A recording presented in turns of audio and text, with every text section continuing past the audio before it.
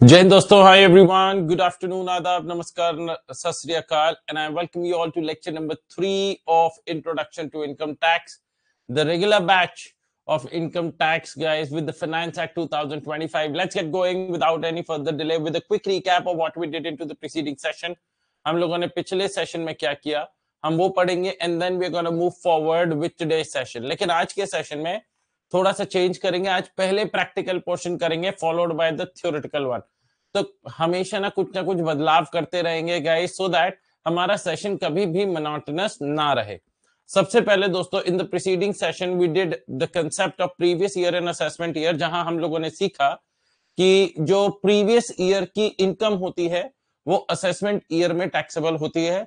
तो previous year is basically the year which is immediately preceding, पीछे वाला। As the name suggest, previous मतलब पीछे वाला। किससे पीछे? असेसमेंट ईयर से। हमारे एग्जामिनेशन पॉइंट ऑफ व्यू के लिए the previous year that is applicable is 2025-26, assessment year 2026-27। तो प्रीवियस ईयर हमेशा दोस्तों आपके ध्यान रखिएगा, आपको क्वेश्चन में पूछा जा सकता है compute income of the previous year 2025-26, compute income of the assessment year 2026-27, they are asking you the same thing. So यहां पर परेशान नहीं होइएगा। Previous year for newly set up business, अगर कोई new setup है तो in that case it will start from the date of setting up of the business till the end of the financial year in which such business was set up.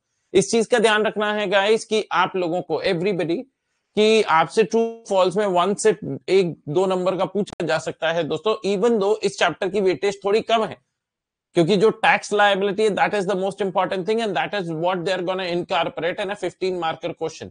और 15 number के question के बाद भी कुछ ऐसे question हो सकते हैं इनकम टैक्स पोर्शन में जहां पर वो आपसे टैक्स लायबिलिटी निकालने बोले। So the top most priority is computation of tax liability, no doubt. However guys, 1 से 2 नंबर का आपसे हमेशा पूछा जा सकता है। तो previous year for newly set up business shall start from the date of setting up of the business till the end of the financial year. The previous year can be a period of less than 12 months, the answer to which is yes. Previous year for undisclosed source of income, दोस्तों कुछ ऐसी income पाई गई जिनका books of accounts में record नहीं था, या record था लेकिन आप उनका सेटिस्फैक्टरी एक्सप्लेनेशन नहीं दे पा रहे थे कि ये पैसा कहां से आया, ये इनकम कहां से हुई। तो in that case, in that scenario, it will be considered to be undisclosed income in the year in which such income is detected. And the government is going to charge you 78%. इस पर effective rate of tax is 78% that will be levied without any exemption limit and without any set off of losses. What are those incomes? Cash credit, unexplained understated investments, unexplained money, unexplained expenditure, an amount borrowed or repaid on hundi otherwise than through banking channels. उसके बाद हम लोग assessment year पे पहुंचे। Assessment year means a period of 12 months commencing on the first day of April every year. And for us, assessment year 2026-27 is the relevant year. फिर finally दोस्तों हमारे सामने एक क्वेश्चन, मतलब हमारे सामने rates of taxes आए थे guys, rates of taxes for the assessment year 2026-27, जिसमें पहला था दोस्तों, if the individual irrespective of the age or residential status or a Hindu undivided family or a association of persons or a body of individual and every artificial judicial person, if they opt to be taxed under the default tax regime, जो कि section 115 BAC में आती है, जहां पर सरकार ने बहुत ही अच्छी थ्रेशोल्ड लिमिट दी है गाइस। यहां पर पहले 4 लाख रुपए तक कोई नहीं देना, टैक्स नहीं देना होता। 4 लाख से 8 लाख 5%, 8 लाख से 12 लाख 10%, 12 लाख से 16 लाख 15%, 16 लाख से 20 लाख 20%, 20 लाख से 24 lakh 25%, and after 24 lakhs you will be liable to tax at the rate 30%. All right guys, इस पे हमने कुछ क्वेश्चंस करे थे। उसके बाद दोस्तों जब हमारी गाड़ी बढ़ी तो हम लोगों ने देखा कि there are certain conditions which have to be satisfied while availing the benefit of 115 BAC. 115 BAC में आते हो तो सरकार ने कहा कुछ एग्जेम्पशंस, कुछ डिडक्शंस हैं जो आपको अलाउ नहीं करी जाएंगी। ये एग्जेम्पशंस, डिडक्शंस ना अलाउ होने की वजह से जो आपकी इनकम होगी वो ज्यादा निकल कर आएगी as compare to an individual जो कि ओल्ड रिजाइम फॉलो करेगा, क्योंकि ओल्ड रिजाइम में ये एग्जेम्पशंस या डिडक्शंस अलाउड है। ऑलराइट गाइस, तो मैं आज आप लोगों को ओल्ड रिजाइम वाला पॉइंट कराऊंगा और उससे जुड़ा हुआ एक मैंने आप लोगों को कल क्वेश्चन दिया था ना, वो क्वेश्चन करवाऊंगा, तो आप लोगों को समझ में आएगा guys the importance of this these table. तो ये टेबल मैंने आपको होमवर्क में दी थी, that there are certain deductions exemptions जो कि रिस्पेक्टिव चैप्टर्स में डील आउट करी जाएंगी और वहां मैं उन्हें डिटेल में समझाऊंगा। ऑलराइट गाइस, जो आपको under the default tax regime is prohibited, not allowed. So this was a quick recap of what we did into the preceding session. ये हमारा प्रोटोकॉल रहता है गाइस, हम पिछले सेशन का रिवाइज करते हैं, ज्यादा इधर उधर की बातें ना करते हुए काम की बातों पर हमारा ज्यादा फोकस रहता है, and that's the best part about our session guys. So let's get going with today's session. क्या मेरे सारे बच्चे तैयार हैं? एक थम्स अप कर दीजिए, मेरी आवाज आप लोगों तक लाउड एंड क्लियर पहुंचनी चाहिए, because we are heading on to the optional tax regime, the old regime, the regular regime, the normal regime. आपको अलग अलग नाम से ये रिजाइम का क्वेश्चन में पूछा जा सकता है। एक रिजाइम है डिफॉल्ट टैक्स रिजाइम और दूसरी रिजाइम उसे क्या बोला जाता है? ऑप्शनल टैक्स रिजाइम बोला जाता है, जिसमें पहला पॉइंट आया, for a resident individual man और women who is of the age of 60 years और more but up to 79 years at any time during the previous year, जिन्हें अपन प्यार से क्या बोलते हैं? Senior citizen. तो अगर आप रेसिडेंट इंडिविजुअल हैं जिनकी उम्र 60 साल या उससे ज्यादा है, but up to 79 years at any time during the previous year. Sir यहां पर रेसिडेंट, ये रेसिडेंट कैसे मतलब पता चलेगा? क्या हमें क्वेश्चन में दिया जाएगा? दो तरीके हो सकते हैं, या तो वो आपको क्वेश्चन में कैटेगरिकली बोल दें कि mister X is a resident in India, या फिर दोस्तों they will give you information to compute his residential status. तो हम रेसिडेंशियल स्टेटस डिटेल डिस्कशन करने वाले हैं चैप्टर नंबर 2 कि एक इंसान भारत देश में कब रेसिडेंट बनेगा, कब रेसिडेंट नहीं माना जाएगा। तो resident in simple language is basically a person who is staying in India for a good amount of time. अभी तो मैं सिंपल सी बात बोलूं तो एक वो इंसान जो भारत देश में ज्यादा वक्त के लिए रुक रहा है, वो कितना वक्त है, कितने डेज है, सारी की सारी चर्चा हमारी चैप्टर नंबर 2 में होगी। तो फॉर अ रेसिडेंट इंडिविजुअल, चाहे पुरुष हो या स्त्री हो, जिसकी उम्र 60 साल या फिर 60 से लेकर 79 के बीच में है, 79 तक है, eight any time during the previous year, eight any time during the previous year. इसका मतलब क्या है दोस्तों? आप लोगों को प्रीवियस ईयर की इनकम पर टैक्स देना होता है, तो हमें प्रीवियस ईयर में आपकी कितनी एज है ये देखनी पड़ेगी। लेकिन बर्थडे तो साल में एक ही दिन आती है, तो अगर प्रीवियस ईयर के किसी भी दिन, प्रीवियस ईयर के किसी भी दिन आप 60 इयर्स के हो गए, प्रीवियस ईयर के किसी भी दिन आप 60 इयर्स के हो गए, चाहे आप 25 मार्च 2026 को हुए हो, साल खत्म ही होने वाला था एक हफ्ते के बाद, लेकिन अगर even if you turn off the age of 60 years on the 25th of March 2026, मतलब बेसिकली पूरे साल भर तो आप 59 इयर्स के रहे, लेकिन क्योंकि आपकी बर्थडे डेट 25 मार्च को आती है गाइस, जिसकी वजह से आप 60 इयर्स के हो गए, इवन फॉर वन डे, तो भी आपको सीनियर सिटीजन ही माना जाएगा, and you will be allowed the benefit of slab rate number 1, मतलब आपको रेसिडेंट सीनियर सिटीजन का स्लैब रेट का बेनिफिट मिल जाएगा। सर व्हाट इफ अगर कोई इंसान है, ध्यान से देखिएगा, मिस्टर एक्स, सर इनकी बर्थडे आती है लेट्स से on the 27th of February, okay, and 27th February, ध्यान से देखिएगा, ये आपका पूरा साल है गाइस, ये आपका पूरा साल है। हम इस साल को दोस्तों यहां पर 1 अप्रैल 2025 और ये आपका आता है 31 मार्च 2026, this is your previous year. अब लेट्स से ऑन, जब साल खत्म हो रहा था, on 27th February 2026, he was already of the age of 79 years, ये 79 ईयर्स से 80 ईयर्स के हो गए, ये 80 ईयर्स के हो गए, इन्होंने अपनी 80th birthday is what he celebrated guys on the 27th of February 2026। तो क्या ये पहली वाली स्लैब में आएंगे? The answer to which is no.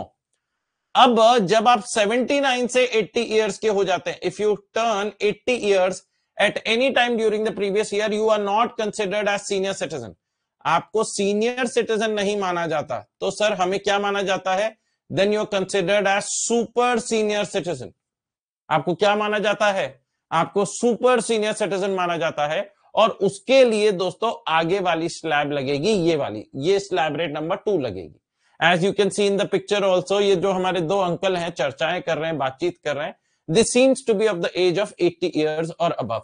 तो in that case, in that scenario guys, they will be considered to be super senior citizen. all right, ठीक है जी राठी जी, इसमें कोई दिक्कत नहीं है. अब दोस्तों बहुत एक इंटरेस्टिंग पॉइंट आया और सरकार ने एक बहुत माइन्यूट सा रिलैक्सेशन दिया गाइस फॉर ऑल दोज जिनकी बर्थडे आती है on the 1st of April. ध्यान से देखिएगा, this relaxation is only for those individuals जिनकी 1st April April fool day के दिन बर्थडे आती है. कह रहे अच्छा ऐसा क्या है राठी जी? सरकार ने कहा कि अगर आप प्रीवियस ईयर में सीनियर सिटीजन बनते हैं तो कोई दिक्कत है ही नहीं. But if you attain the age of 60 years on the first day of assessment year, आपका असेसमेंट ईयर कब से चालू होगा guys? Assessment year will begin from 1/4/2026 और कहते हैं आप 1/4/2026 को 60 years के हुए, मतलब आप प्रीवियस ईयर में तो 60 years के नहीं हुए, लेकिन एक दिन बाद ही on 1/4/2026 you attain the age of 60 years.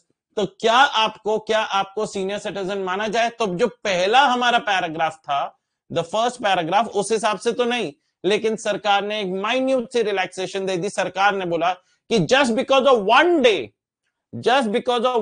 we should not deny the benefit of the senior citizen slab rate. तो in that scenario, in that case, सरकार ने क्या बोला कि हां इस इंसान को भी 60 years का मान लिया जाए and he should also be allowed the benefit of resident senior citizen slab rate. कहते हैं a resident individuals who attain the age of 60 years on 1st April 2026 shall be considered a senior citizen for the previous year 2025-26. क्या clear हुआ दोस्तों? एक resident individual who attains the age of 60 years on 1st April 2026, अगर आप 1st April 2026 मतलब that is the first day of the assessment year, if you attain the age of 60 years on that day, तो भी आपको resident senior citizen ही माना जाएगा, आपको senior citizen माना जाएगा. Now sir what if somebody is born on the 2nd April, तो उसके लिए ये रिलैक्सेशन नहीं है, let's say mister Y was born on 1st April 2026 को ही attained the age of 60 years, तो उन्हें रेसिडेंट सीनियर सिटीजन मानते हुए गाइस उन्हें सीनियर सिटीजन का स्लैब रेट का बेनिफिट मिलेगा. हाउएवर दोस्तों, अगर मिस्टर जी हैं एंड मिस्टर जी, ये दोस्तों ऑन 2nd April 2026 को सीनियर सिटीजन हुए हैं, 2nd April 2026 को 60 years हुए हैं, तो क्या इन्हें सीनियर सिटीजन माना जाएगा for the purpose of slab rate number 1? The answer to which is no. इस साल इन्हें सीनियर सिटीजन नहीं माना जाएगा. तो ये जो रिलैक्सेशन है that is only for 1 day. अब हमारी इंस्टीट्यूट आपको कैसे कंफ्यूज करेगी? वो डायरेक्टली ऐसे डेट नहीं बताएगी कि मिस्टर एक्स इस दिन पैदा हुए या मिस्टर एक्स इतने ईयर्स के हो गए. वो इनफैक्ट आपको ये बताएगी कि मिस्टर एक्स कब पैदा हुए. ध्यान से देखिएगा, यहां पर लेट्स से बोलेंगे कि mister A born on 1st of April 1966. वो ऐसे बोलेंगे, वो क्या बोलेंगे? 1st April 1966.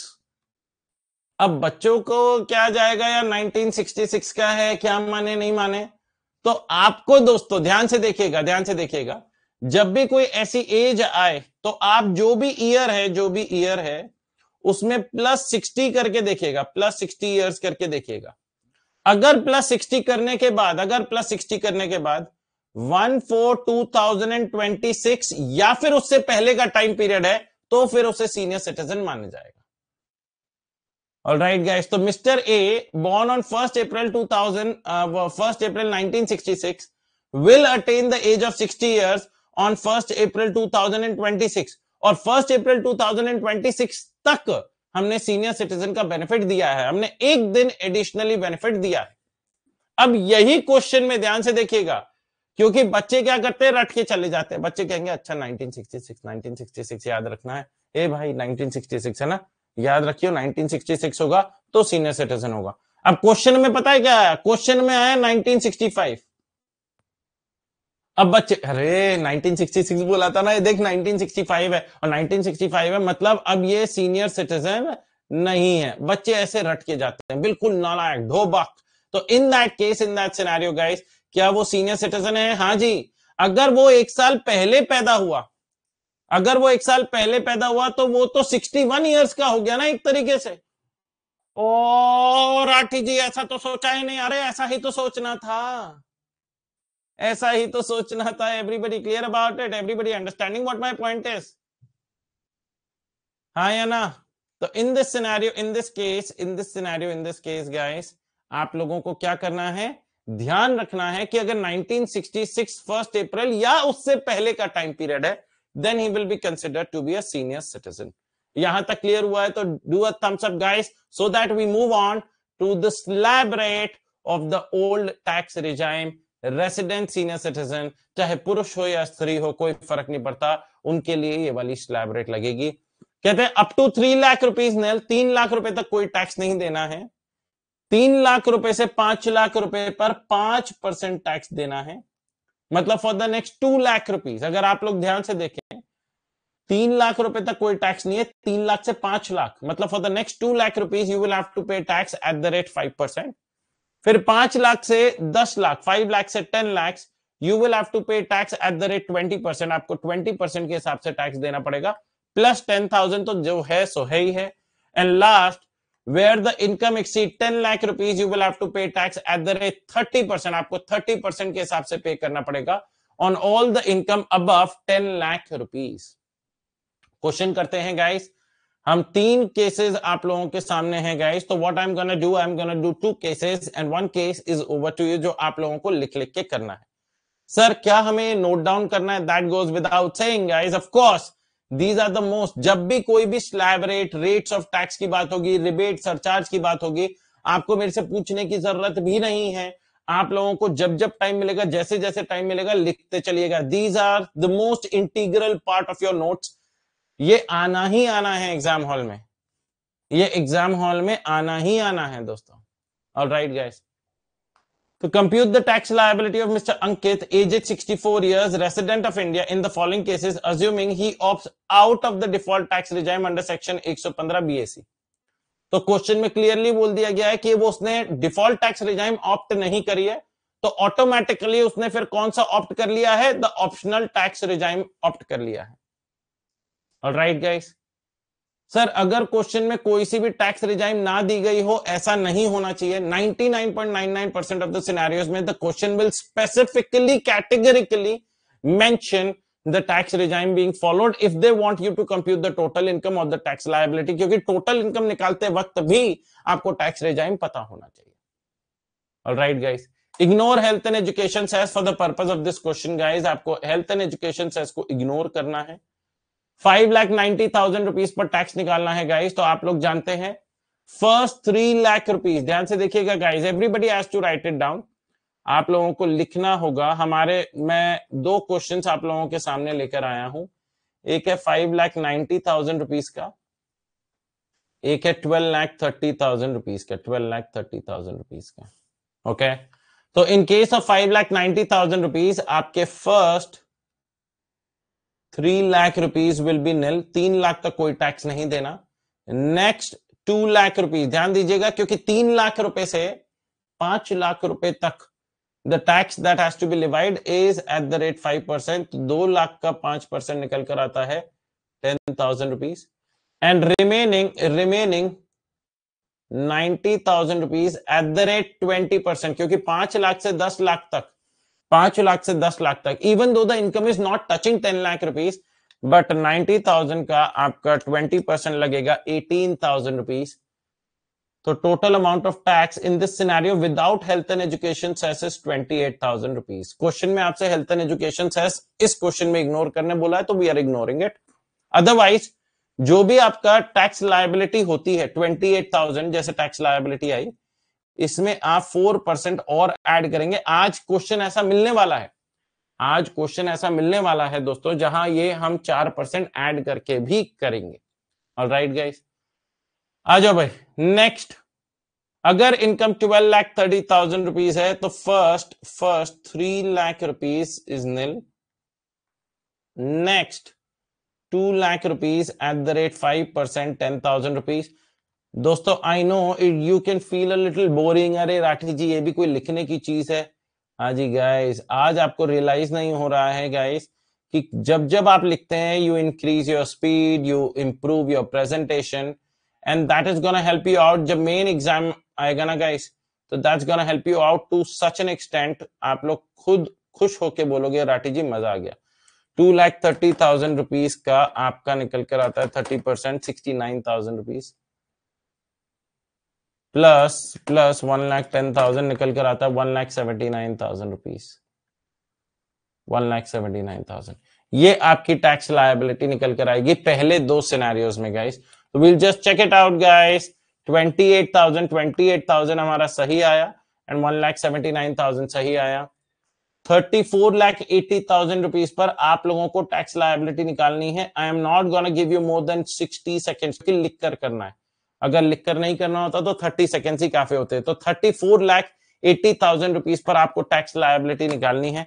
मैं अपने कैलकुलेटर पर निकाल रहा हूं। लेट मी सी दोस्तों आप लोगों का सही आंसर आया या नहीं आया। And everybody has to participate. The more you guys participate the better you gonna feel. जितनी ज्यादा गलतियां करो क्लास में करो, सेम गलतियां वापस मत दोहराओ। It is as simple as that. I know you guys are gonna go wrong, it's okay, it is perfectly fine if you are going wrong.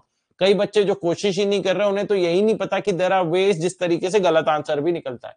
So it's always better for you to understand this point कि आप लोग जो कर रहे हैं, मेहनत कर रहे हैं, बढ़िया कर रहे हैं, गलतियां कर रहे हैं, गलतियां सुधार रहे हैं, नई गलतियां कर रहे हैं, नई गलतियां सुधारेंगे, बट एक गलती को बार बार नहीं दोहराएंगे। तो 34,80,000 रुपीज पर पहले 3 लाख रुपए माफ, 3 लाख से 5 lakh for the next 2 lakh 5%, 10,000, 5 lakh से 10 lakh for the next 5 lakh 20%, 1 lakh rupees, and remaining 24,80,000 rupees पर 30% निकलेगा, which will come out to be 7,44,000। Total करेंगे गाइस तो आपका टैक्स लायबिलिटी निकल कर आएगा 8,54,000, and we're going to check it out guys. 8,54,000 is the correct answer. All right guys, आ जाओ भाई। Now moving on guys, now moving on to the second scenario. The second slab rate under the old regime, optional regime, normal regime, regular regime जैसे अपन बोलते हैं। अब देखिएगा guys, for a resident individual, man or woman who is of the age of 80 years or more at any time during the previous year, जिन्हें अपन प्यार से क्या बोलते हैं, सुपर सीनियर सिटीजन। हाँ जी गाइस, प्यार से क्या बोलते हैं, सुपर सीनियर सिटीजन। क्योंकि अभी तक दोस्तों किन लोगों की बात हो रही थी, सिर्फ 60 से लेकर 79 के बीच वाले। जो 80 एंड अबव हैं उनके लिए क्या होगा। और सर 80 एंड अबव वालों का छोड़ो सर, उनका बताओ जो 59 या उससे लेस वाले हैं, उनके लिए थर्ड स्लैब रेट है गाइस। तो अभी जो अपन बात कर रहे हैं वो अपने परिवार के बुजुर्ग लोगों की बात कर रहे हैं, जिनके आशीर्वाद से अपना बढ़िया घर चल रहा है, उन लोगों की बात कर रहे हैं। तो पहले वाले केस में अपन लोगों ने किसको ले लिया, माता पिता को ले लिया दोस्तों। दूसरे वाले केस में किसको ले लिया, ग्रैंड पेरेंट्स को ले लिया, अपन एक नॉर्मल लैंग्वेज में बात करें तो। So for a resident individual, man or woman who is of the age of 80 years or more at any time during the previous year, जिन्हें अपन प्यार से सुपर सीनियर सिटीजन बोलेंगे। And again with the same point, अगर आप 80 years की age attain करते हैं on the 1st of April 2026, shall be considered a super senior citizen for the previous year 2025-26। मतलब लेट्स से ये जो हमारे अंकल है ना, ये वाले अंकल, इनकी दोस्तों डेट ऑफ बर्थ है 1 अप्रैल 1946। क्या है दोस्तों, 1 अप्रैल 1946 अगर आपको क्वेश्चन में दिया जाए तो यहां से दोस्तों, क्योंकि आप ना अपने को 2026 के आसपास देखना है, 2026। और आपको पता है 1946 में अगर कोई बच्चा यहां पर +60 इयर्स करेगा, +60 इयर्स करेगा गाइस, तो वो कहां पर आके रुक जाएगा? 2006 पर। लेकिन 2006 हमारे लिए इंपॉर्टेंट नहीं है, हमारे लिए इंपॉर्टेंट है 2026। तो यहां पर आके आप +80 इयर्स करके देखिएगा, +80 इयर्स करके देखिएगा, तो in that case it should come out to be 1 April 2026। तो अगर 80 इयर्स की एज अटेन करिए on the first day of assessment year, सरकार ने क्या बोला था कि एक दिन की वजह से, जैसा पहले वाले पॉइंट में बोला था ना, एक दिन की वजह से हम सीनियर सिटीजन की स्लैब रेट का बेनिफिट डिनाई नहीं करना चाहते, वैसे ही सरकार ने यहां पर बोला कि हम एक दिन की वजह से सुपर सीनियर सिटीजन के स्लैब रेट का बेनिफिट डिनाई नहीं करना चाहते, मना नहीं करना चाहते। आप सुपर सीनियर सिटीजन का स्लैब रेट का बेनिफिट ले सकते हैं। Again with the same point guys, sir अगर क्वेश्चन में आता है कि इनके जो दोस्त हैं, इनका डेट ऑफ बर्थ 2 अप्रैल, जानबूझ के पता है क्या बोलेंगे? 1 अप्रैल की जगह 2 अप्रैल कर देंगे और एज डाल देंगे 1945, वो ईयर डाल देंगे 1945, ईयर डाल देंगे 1945।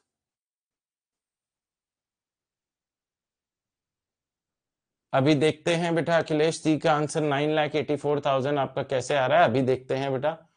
इधर देखिएगा, पहले इधर देखिएगा, अगर सेकेंड वाले अंकल हैं उनका 2 अप्रैल डाला तो दिमाग में क्या आ जाता है? अरे 2 अप्रैल वाले को सीनियर सिटीजन का slab rate super senior citizen का नहीं मिलेगा, सिर्फ 1 अप्रैल वाले को मिलता है। अरे ईयर पे तो फोकस करो, 1945 है, मतलब ये तो अपने दोस्त से भी बड़े हैं, ये एल्डर हैं, ये बड़े हैं, तो इनको तो दोस्तों क्या सुपर सीनियर सिटीजन का बेनिफिट मिलेगा? The answer to which is yes, he will be allowed the benefit of super senior citizen.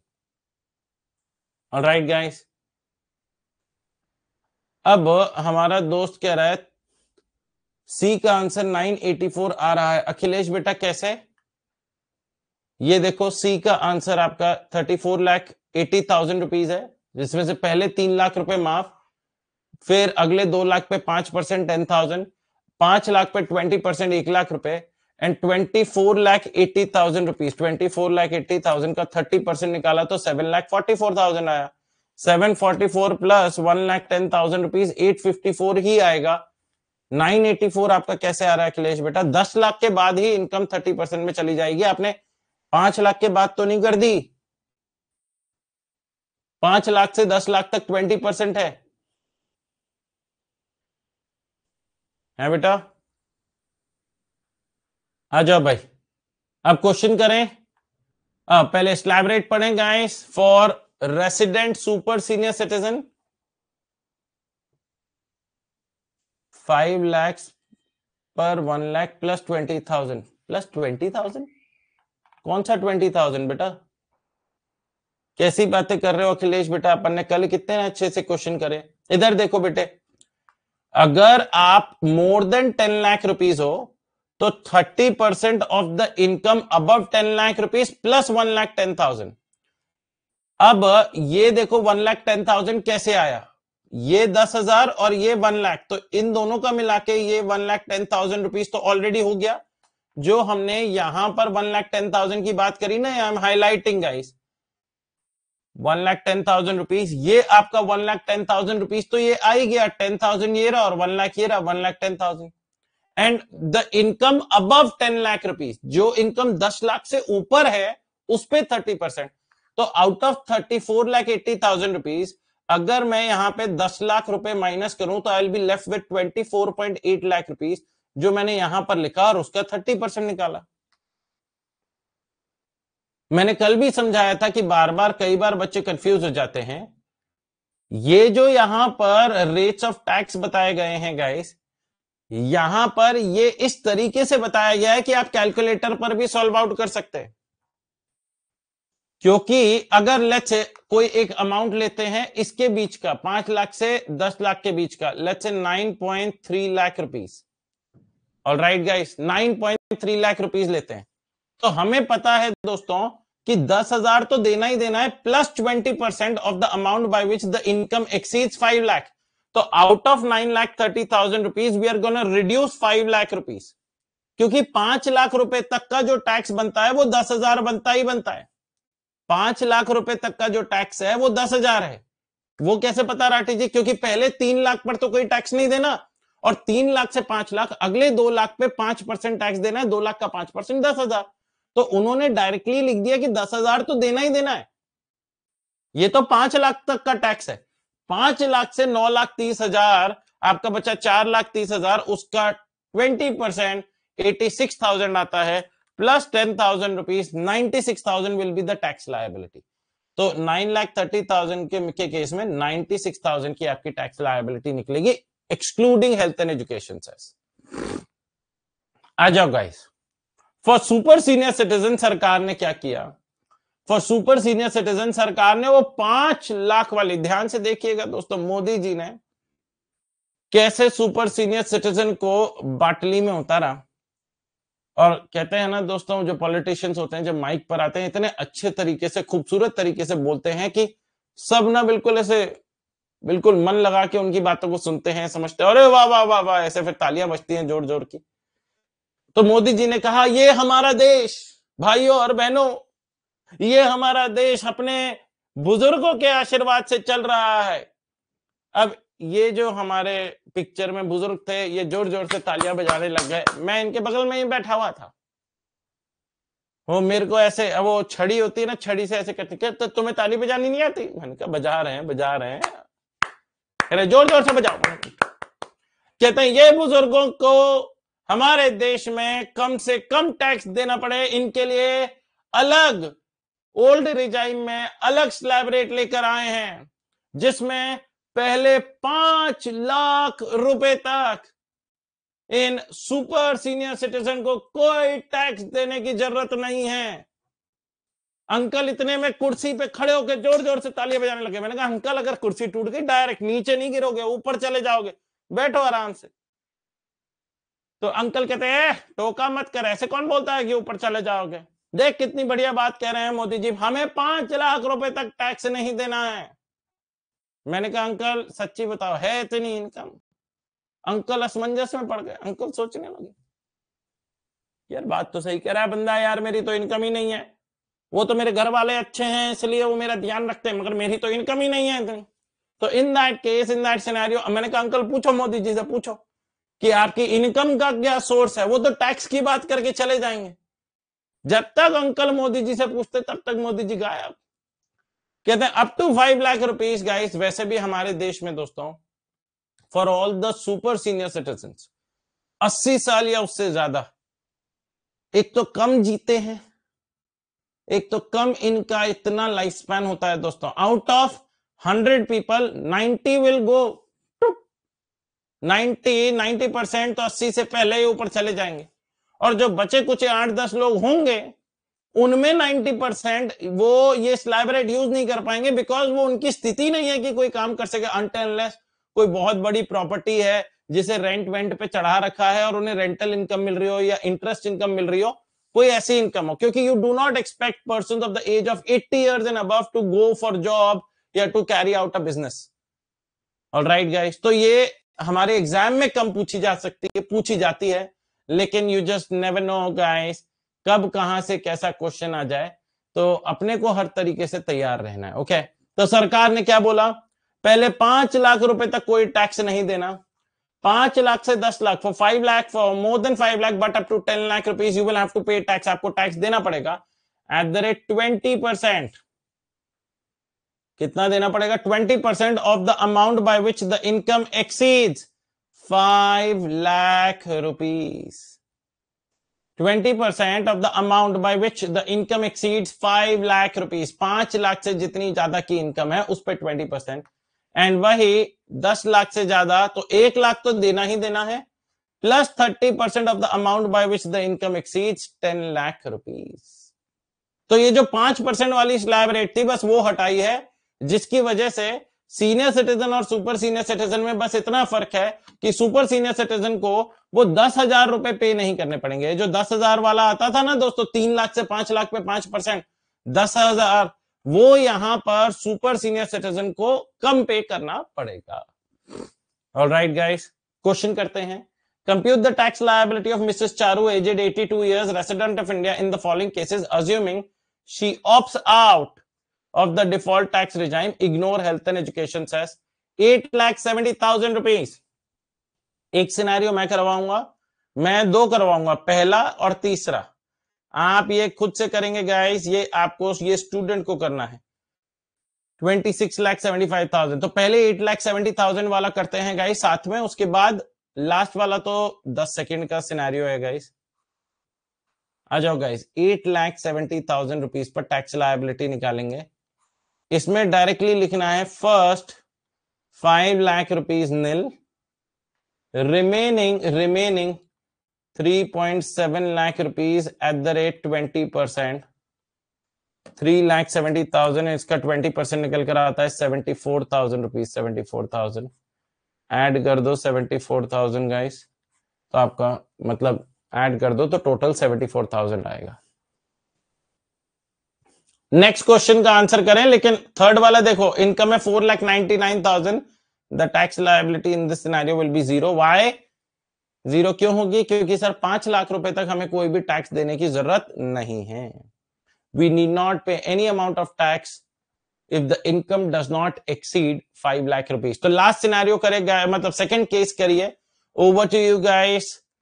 1 minute, 1 minute मिलेगा, क्योंकि लिख लिख के कर रहे हैं आप लोग. लिखिए guys, everybody should do it.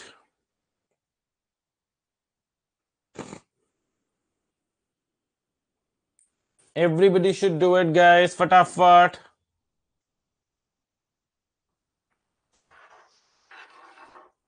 Charger कहां है?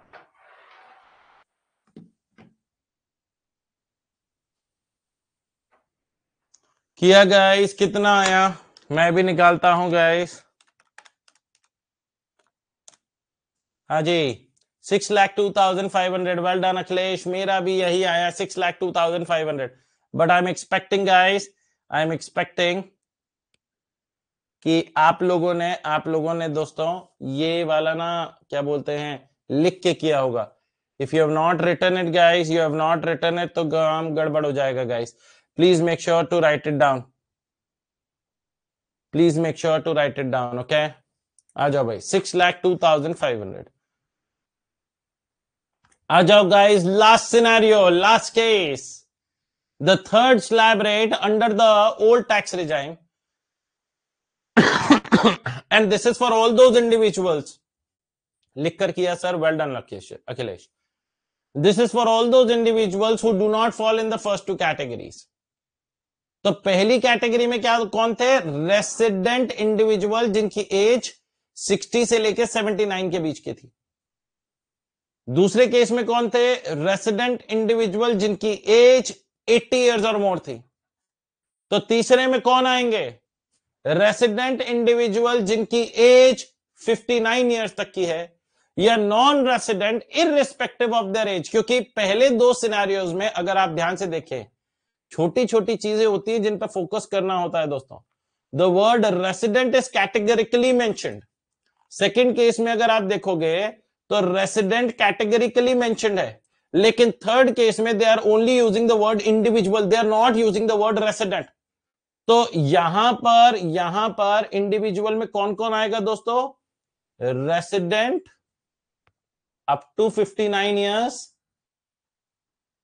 क्योंकि 60 इयर्स होते ही स्लैब रेट नंबर 1, 80 इयर्स होते ही slab rate number 2. And guys, non resident irrespective of its age, irrespective of its age.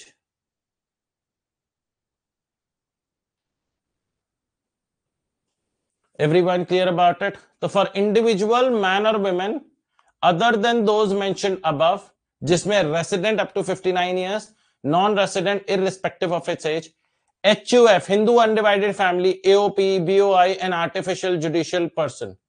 अब एक बार दोस्तों बड़ा कंफ्यूजिंग पॉइंट आया, ना I would want you guys to help me out.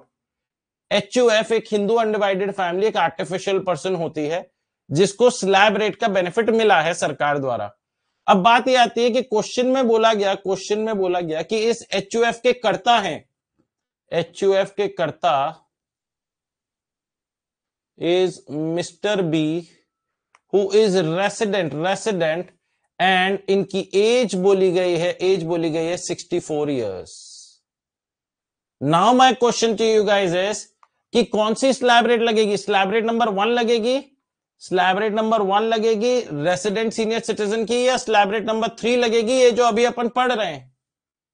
अब सबसे ज्यादा बच्चे कंफ्यूज होने लग गए यार कि जो एचयूएफ के सिग्नेटरी हैं, जो साइन कर रहे हैं, वो भारत देश के रेसिडेंट हैं और सीनियर सिटीजन हैं. अब रेसिडेंट सीनियर सिटीजन के लिए तो राठी जी ने स्लैब रेट नंबर 1 बताई थी और एचयूएफ के लिए स्लैब रेट नंबर 3 बताई है. तो इट ऑल डिपेंड्स कि आप किसकी इनकम निकाल रहे हो. आप क्या एचयूएफ की इनकम निकाल रहे हो या कर्ता की इनकम निकाल रहे हो? ध्यान से देखिएगा क्वेश्चन में क्या पूछा गया है. Compute the total income and tax liability of HUF.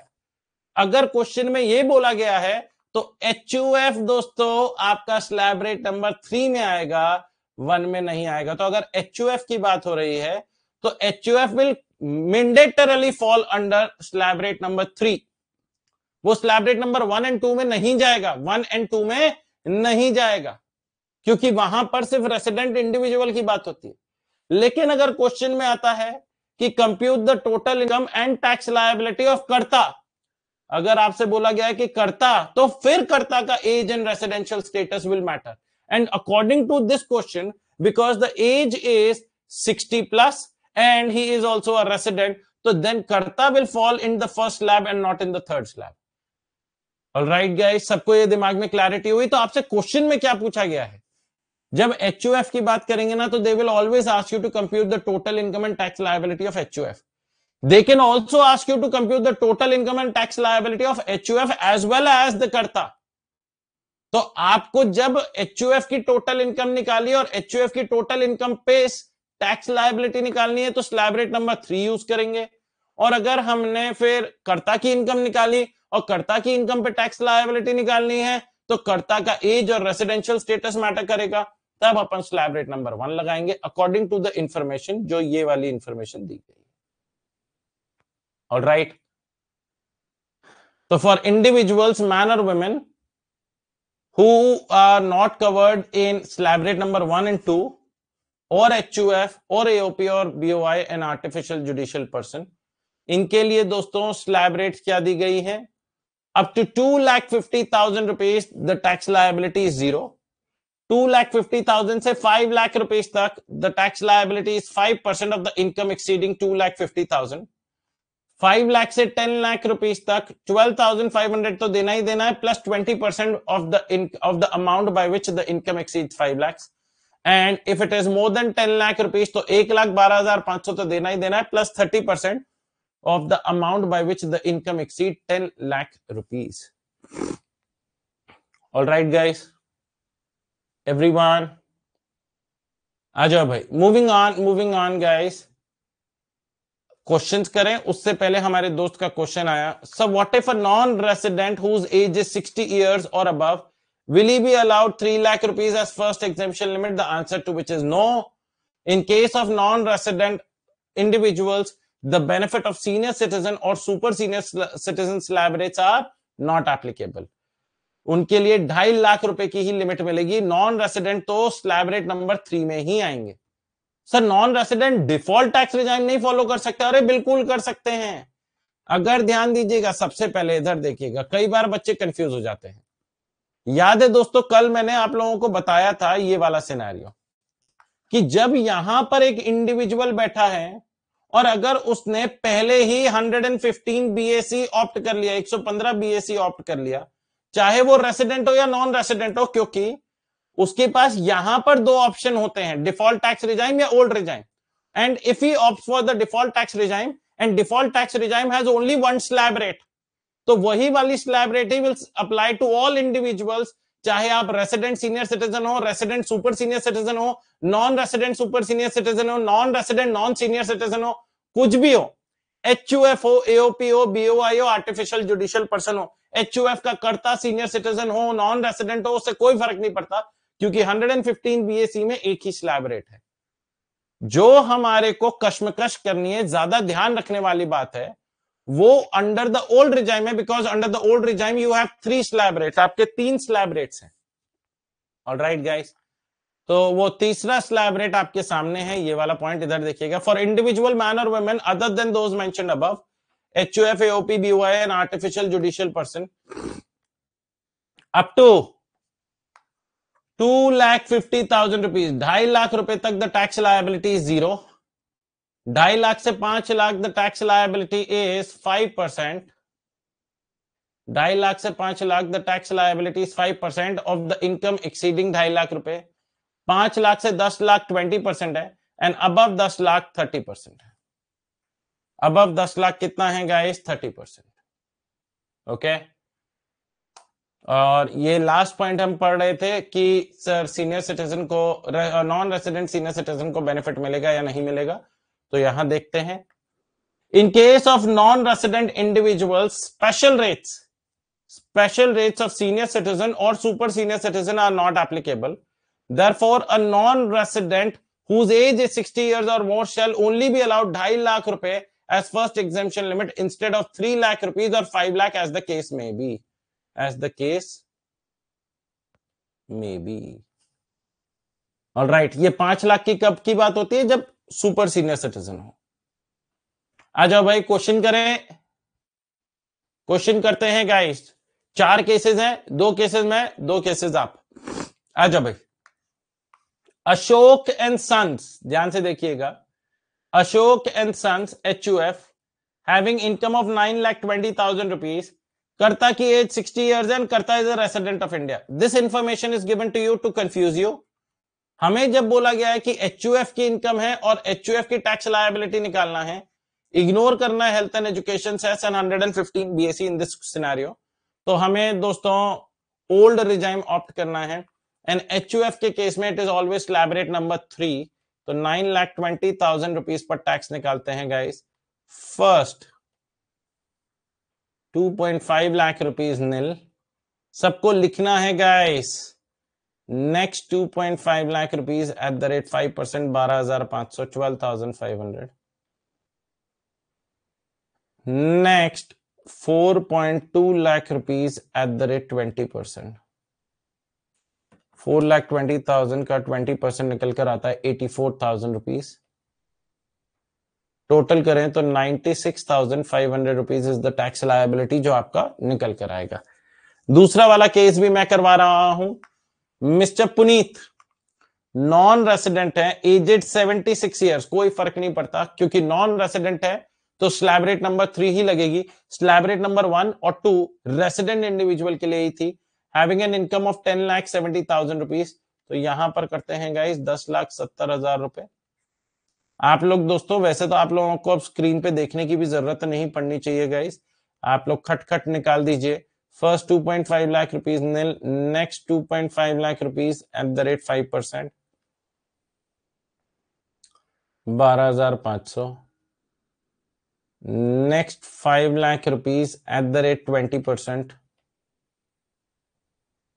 1 lakh रुपए, and remaining 70,000 rupees at the rate 30%। 10,70,000 था ना, तो 21,000।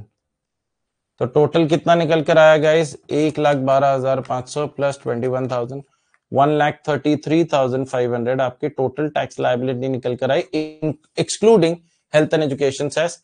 मैं एक बार स्क्रीन से हट जाता हूं सो दैट आप लोग क्लियरली देख सकें इसे।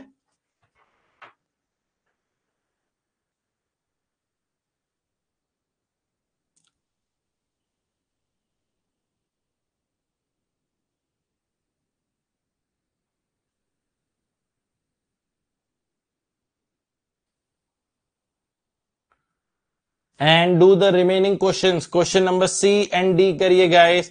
I'm gonna give you 2 minutes. मैं आपको सिर्फ 2 मिनट दूंगा, ज्यादा टाइम नहीं दूंगा guys.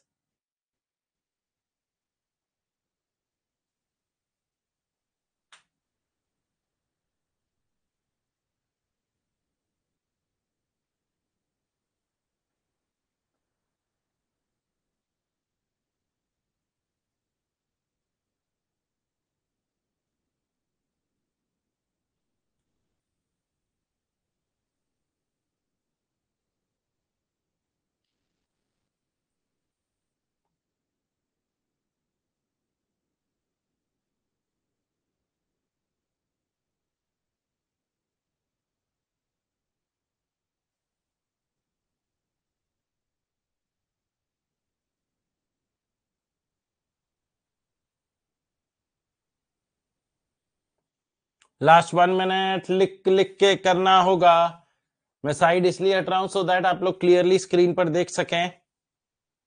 आप लोगों के साथ ही हूं गाइस।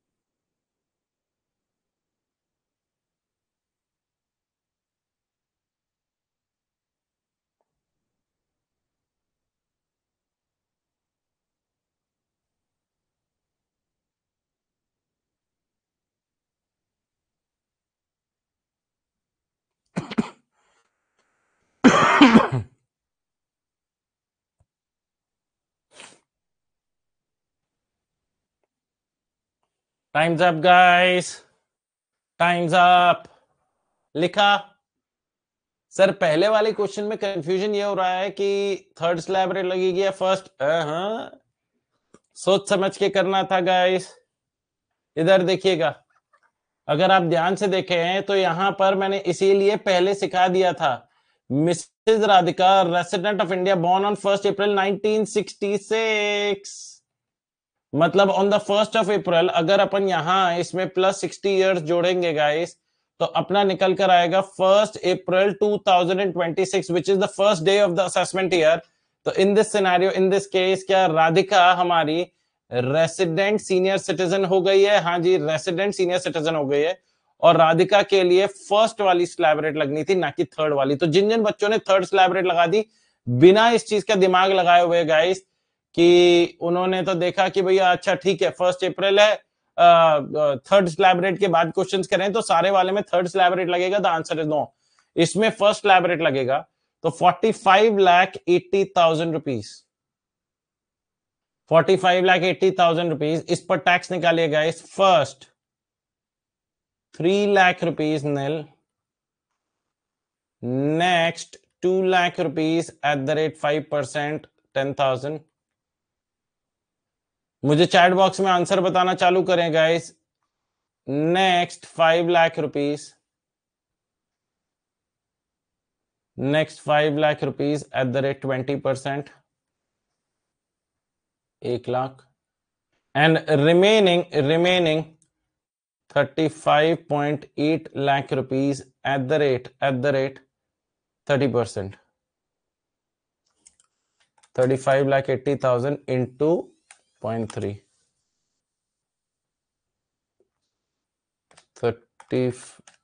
35,80,000 into 0.3, 10,74,000। टोटल कर बताइए गाइस। 11,84,000। ये आपका फाइनल आंसर आया थर्ड वाले सिनेरियो का, 11,84,000। Next guys, DF and associates and AOP having income of 14,50,000। अब ये मैं कैलकुलेटर पे कर रहा हूं। एंड एओपी है, एसोसिएशन ऑफ पर्सन है गाइस। तो इन दैट सिनेरियो तो थर्ड स्लैब रेट ही लगेगी गाइस। और टैक्स लायबिलिटी निकल कर आती है 2,49,300। इसकी टैक्स लायबिलिटी निकल कर आएगी 2,49,300। और इसमें फिर आप 4% हेल्थ एंड एजुकेशन सेस भी जोड़ देंगे। ऑलराइट गाइस, मजा आया? मजा आया गाइस इस पॉइंट को करने में? आई होप आप लोग साथ साथ लिख रहे थे। मैंने आप लोगों को पहले भी बताया guys, these are the slab rates that you need to write it down. Okay, और जिन बच्चों ने नहीं लिखी है वो होमवर्क में जरूर लिखेंगे। ऑलराइट, आ जाओ भाई। Question number 11, an individual is born on 1 April 1946। Okay, he is resident in India during the previous year 2025-26. The first exemption limit applicable to him shall be, मुझे बताओ guys. Sir, in this scenario आपने वही 1946, तो यहां पर अगर अपन 80 years add करें तो अपना कितना निकल कर आता है 1 April 2026, which is again the first day of assessment year. So he is attaining the age of 80 years. He is a resident. The first limit that will be applicable to him will be 5 lakh rupees if this individual opts to pay tax under the optional tax regime. All right, guys. First exemption limit applicable to him under optional regime. Under optional regime कितना होगा? Shall be 5 lakh rupees. Default tax regime में तो एक ही limit है 4 लाख, पहले वाली 4 से, फिर वहां तो 4 लाख की टेबल सिखाते हैं। कोई बात नहीं अखिलेश बेटा, if you are doing something for the first time, do you really expect to be an expert on day 1 और डे 2? नो, आंसर आएगा, सोचकर ही करना पड़ेगा बेटा। How can I expect you to be an expert on lecture number 3? In lecture number 3, can I expect you to be a pro and start giving advices? No, it's more important to stay consistent, to keep working hard. Yes, it's gonna take time. धीरे धीरे सही होगा ना बेटा। पहले दिन ही थोड़े ना सारे आंसर्स आएंगे, या पहले दिन ही थोड़े ना बहुत अच्छी स्पीड हो जाएगी।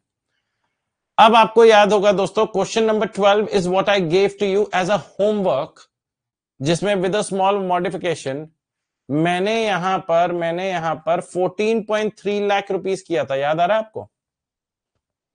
8,30,000 की जगह I did 14.3 lakh rupees. Okay, तो हम लोग 14.3 लाख के हिसाब से ही करेंगे। Ignore this guys, ignore this solution, क्योंकि ये 8.3 लाख के हिसाब से है, 8.3 लाख के हिसाब से है। ऑलराइट, अब ये वाला भी इग्नोर करिएगा। अब हमारे सामने बहुत अच्छा क्वेश्चन आया, और इस तरीके का क्वेश्चन आप लोगों से पूछा जाता है इन मेन एग्जामिनेशन हॉल। जो आपके पास ई बुक्स मिलेंगी, जो आपके पास हार्ड कॉपी बुक्स होंगी, उसमें 14.3 लाख के हिसाब से किया गया है। ऑलराइट गाइस, तो मैं उसी हिसाब से यहां पर आंसर करवा रहा हूं। अब इधर ध्यान से देखिएगा, कहते हैं Mister Pawan, aged 74 years, resident of India, has a taxable income after claiming deduction under section 80C of 1,40,000 is 14,30,000। Income कितने की है? 14,30,000 की इनकम है। ठीक है जी। He wishes to pay minimum tax liability. Now guys, अगर आप लोगों से ऐसा बोला जाता है कि he wishes to pay minimum tax liability, इसका क्या मतलब है? इसका मतलब है कि भैया, now you are advised, you are required to compute tax liability according to both the regimes. आप दोनों रिजाइम से टैक्स लायबिलिटी निकालेंगे, default tax regime as well as the old regime, और जिसमें आपकी टैक्स लायबिलिटी कम आएगी, that is what you gonna advise to him. ये आप एडवाइस करेंगे उसको कि भाई this is what you should opt, this is what you should follow. करेंगे इस। अब इधर ध्यान से देखिएगा, इधर देखिएगा सर, आपने कल बताया था, और जब हमने होमवर्क में वो टेबल बनाई ना, टेबल वो जो 115 बीएसी में एग्जेम्पशंस और डिडक्शंस अलाउड नहीं है, उसमें हमने देखा था कि डिडक्शंस अंडर सेक्शन 80C से 80U हमें अलाउड नहीं है। Under the default tax regime सिर्फ 3 सेक्शन में डिडक्शन अलाउड होती है। वो कौन कौन से हैं? 80CCD2, 80CCH2 and 80JJAA।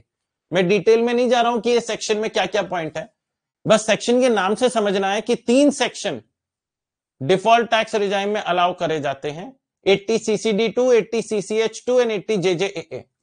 80C की डिडक्शन आपको डिफॉल्ट टैक्स रिजाइम में नहीं मिलती। अब in this question that they have given to you, mister Pawan ने अपनी टैक्सेबल इनकम निकालते वक्त 1,40,000 रुपए की डिडक्शन क्लेम करी है, 1,40,000 की डिडक्शन क्लेम करी अंडर सेक्शन 80C, और डिडक्शन क्लेम करने के बाद उनकी इनकम 14.3 लाख रुपीस है। लेकिन मुझे बताइए, under default tax regime are you allowed to claim deduction? No, आपको तो default tax regime under section 115 BAC में, 115 BAC में यू आर नॉट अलाउड, आपको अलाउड ही नहीं है कि आप डिडक्शन क्लेम कर सकें। तो बिफोर डिडक्शन कितनी इनकम होगी? हमें तो यही निकालना है ना, क्योंकि उस इनकम पर we will have to apply the slab rate of default tax regime. तो sir, in order to arrive at the correct income, it will be 14.3 lakh rupees plus 1.4 lakh rupees. It will be 15.7 lakh rupees. Correct. So under the default tax regime, your income is not 14.3, it is 15.7 lakh rupees. Now, अब हमें इस पे tax निकालना है. तो सबसे पहला आता है first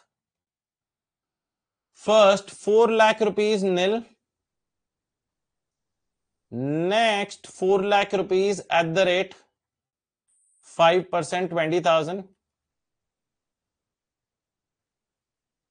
Next 4 lakh rupees at the rate 10%, 40,000. 12 lakh तक पहुंच गए हैं. 16 लाख तक नहीं जा सकते क्योंकि इनकी इनकम 15.7 है. तो remaining 3.7 lakh rupees at the rate 15%. तो 3,70,000 रुपीज का अगर आप 15% निकालते हैं तो निकल कर आता है 55,500 प्लस 60,000 निकल कर आता है 1,15,500 रुपए. और इसमें आप ऐड करेंगे, क्योंकि क्वेश्चन में नहीं बोला है ignore health and education cess, तो जो भी आपकी टैक्स लायबिलिटी आती है उसका आप 4% और जोड़ते हैं. तो इसका 4% निकालिए तो निकल कर आता है 4620. आपको 4% इनकम का नहीं निकालना होता, 4% टैक्स लायबिलिटी का निकालना होता है. प्लस इक्वल्स टू करते हैं तो फाइनल टैक्स लायबिलिटी निकल कर आती है 1,20,120 under the default tax regime.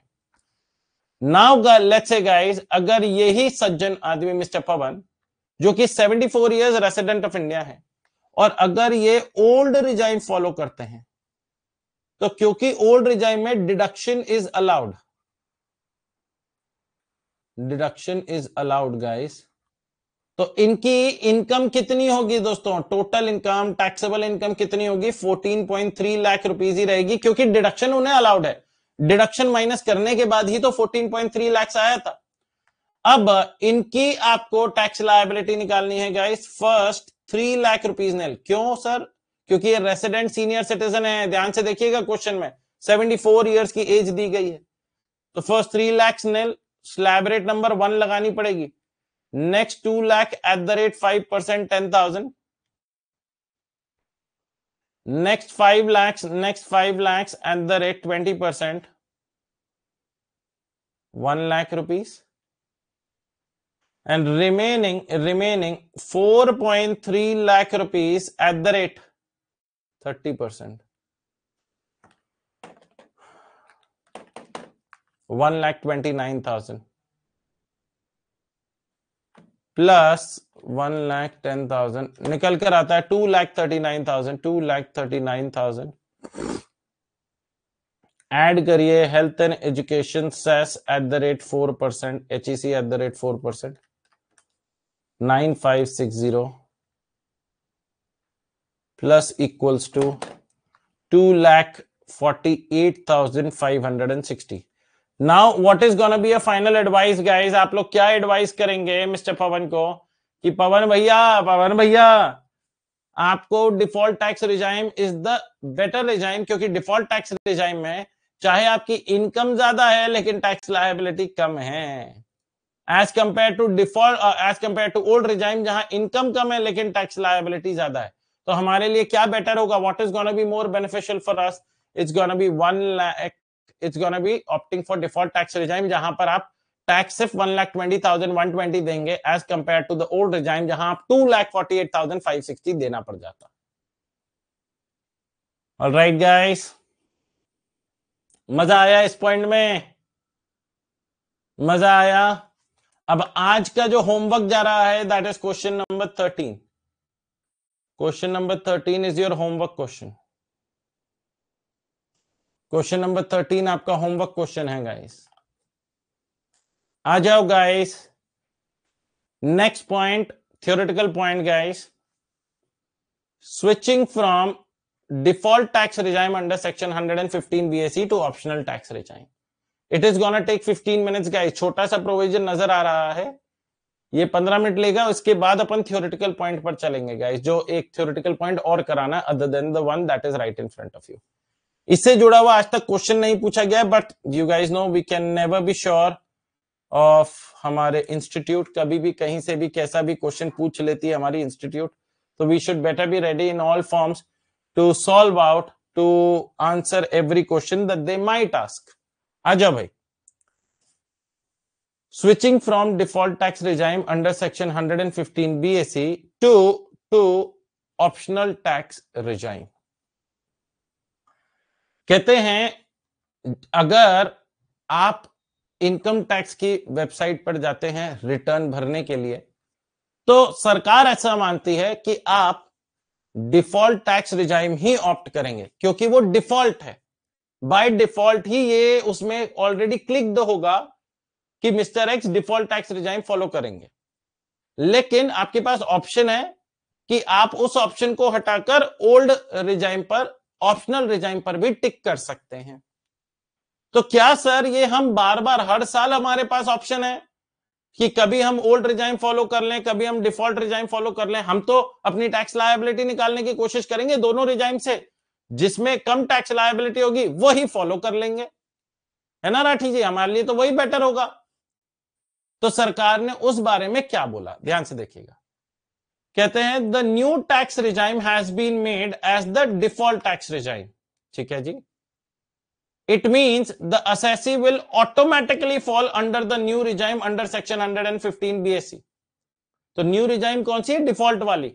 While filing his income tax return, तो इनकम टैक्स रिटर्न भरते वक्त यही मानेंगे that you will opt for the default tax regime. However if you wish to shift, if you wish to switch, however, assessee will continue to have the option to avail the benefit of the old tax regime. So if you wish to switch, if you wish to change your regime, you may change on the income tax portal. ठीक है जी। Now, for assessees having no income under head PGBP, ध्यान से देखिएगा पहला point, अगर आपकी business profession से कोई इनकम नहीं है तो आपकी मर्जी, आप हर साल बदल सकते हो, बंदर की तरह एक पेड़ से दूसरे पेड़ पे, मतलब एक रिजाइम से दूसरे रिजाइम पे जब मन चाहे, जौन से मन में चाहे, जौन से साल में चाहे आप जा सकते हो सकता है आपने 2024-25 में ओल्ड रिजाइम फॉलो किया, 2025-26 में डिफॉल्ट टैक्स रिजाइम, 2026-27 में डिफॉल्ट टैक्स रिजाइम, 2027-28 में ओल्ड रिजाइम। सरकार आपको कोई रिस्ट्रिक्शन नहीं करती उसमें। तो अगर आपकी बिजनेस प्रोफेशन से इनकम नहीं है, अगर आपकी बिजनेस प्रोफेशन से इनकम नहीं है, तो you have the authority to choose for yourself, can choose from year to year.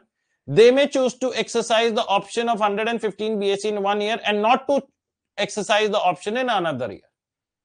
तो आपकी मर्जी है कि आप 115 BAC एक साल फॉलो करो, फिर ओल्ड रिजाइम में चले जाओ, फिर ओल्ड ओल्ड ओल्ड, फिर डिफॉल्ट डिफॉल्ट डिफॉल्ट, फिर old old default default, old default old default, जैसे मर्जी हो, जैसा परमिटेशन कॉम्बिनेशन हो, इससे कोई फर्क नहीं पड़ता। हम तो ये देखेंगे हमारी टैक्स लायबिलिटी कम है तो हम कंटिन्यू, मतलब हम जिसमें टैक्स लायबिलिटी कम होगी हम तो वही ऑप्ट करेंगे।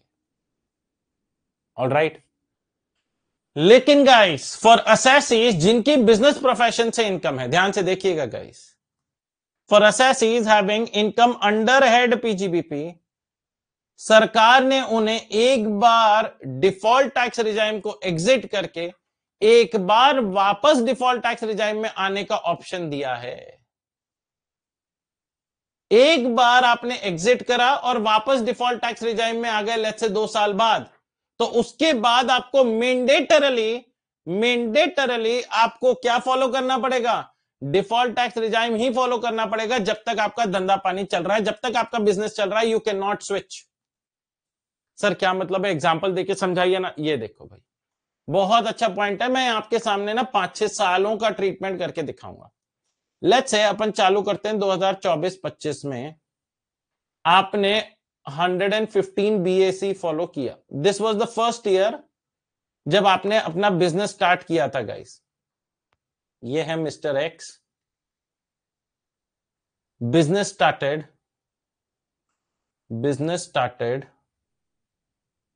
In previous year 2024-25।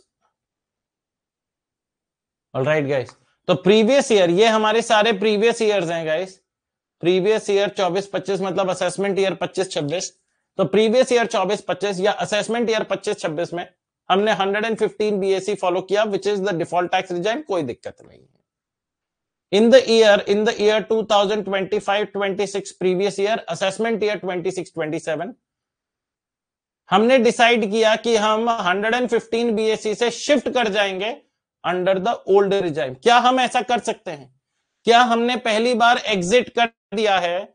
क्या हम एग्जिट कर सकते हैं? हाँ जी, ये आपने एग्जिट कर दिया गाइस। डिफॉल्ट टैक्स रिजाइम से आप ओल्ड रिजाइम में चले गए, तो आपको जो एग्जिट करना एक बार अलाउड था आपने कर लिया, सरकार ने कुछ नहीं बोला, चलो भैया राठी जी कोई दिक्कत नहीं। In the next year guys, in the previous year 2026-27 assessment year 27-28 इस वाले टैक्स रिजाइम में आपने ऑप्ट किया कि मैं ओल्ड ही फॉलो करूंगा। मोदी जी ने कहा कोई दिक्कत नहीं है, आप एक बार ओल्ड में आए हैं, आप कंटिन्यूअसली जितने साल ओल्ड में जाना चाहते हैं कोई दिक्कत नहीं है, आप तो रह सकते हैं। ठीक है जी, आपने ये कंटिन्यू किया। फिर प्रीवियस ईयर ध्यान से देखिएगा, प्रीवियस ईयर 27-28 असेसमेंट ईयर 28-29 ध्यान से देखिएगा, अब ट्विस्ट होने वाला है। आपने डिसाइड किया नहीं यार डिफॉल्ट टैक्स रिजाइम ही बेटर था, तो मैं 115 बीएसी में आना चाहता हूं। अभी तक सारे सालों में बिजनेसेस चल रहे हैं, क्योंकि 2024-25 में बिजनेस चालू किया था, बिजनेस चल रहा है। तो क्या हम दोस्तों यहां पर री एंट्री कर सकते हैं गाइस? ये हमने एग्जिट करके क्या हमने री एंट्री कर ली? The answer is yes. सरकार ने कहा भैया हमें यहां तक कोई दिक्कत नहीं है, आपने एक बार एग्जिट करा, एक बार एंट्री मार ली वापस। Now guys, in the previous year 2028-29 assessment year 2029-30 सरकार ने कहा कि अब आप ओल्ड रिजाइम में नहीं जा सकते, अब आपको मैंडेटरली 115 बीएसी ही फॉलो करना पड़ेगा, 115 बीएसी ही फॉलो करना पड़ेगा, क्योंकि हम ये मान रहे हैं कि अभी भी आप बिजनेस कर रहे हो। अगर आपने 2028-29 में कोई बिजनेस किया ही नहीं तो आप पहले वाले सिनेरियो में आ गए ना, तो आप पहले वाले सिनेरियो में आ गए। Everybody understanding my point? तो यहां पर ध्यान से देखिएगा, सरकार ने क्या बोला कि we will assume as if you wish to offer 115 BAC, but if you are doing business and profession there is a certain terms and conditions between switching from default tax regime to optional tax regime, and that is कि you can exit the default tax regime, you can exit the default tax regime once, आप एक बार exit कर सकते हैं, आप फिर old regime में continuously कितने भी साल, 2 साल 4 साल 10 साल ओल्ड रिजाइम में ऑप्ट करिए, हमें कोई दिक्कत नहीं है। आप एक बार वापस आ गए डिफॉल्ट टैक्स रिजाइम में, आप एक बार वापस आ गए under the default tax regime, then you will continue to offer default tax regime as long as आपके इनकम टैक्स रिटर्न में बिजनेस प्रोफेशन की इनकम है। तो इधर देखिएगा, the assessee can exit and enter the new regime under section 115 BSE only once। क्या बोला है कि आप एक बार एग्जिट करोगे, एक बार एंटर करोगे। That means entry to new regime, new regime कौन सी है? Default tax regime 115 BAC is by default, but the assessee can choose old regime. Thereafter the assessee can make a re-entry in new regime, but after such re-entry no change can be made except where such individual or HUF ceases to have any business income। मतलब एक बार re entry कर ली तो default tax regime ही opt करना पड़ेगा as long as आपका business income चल रहा है।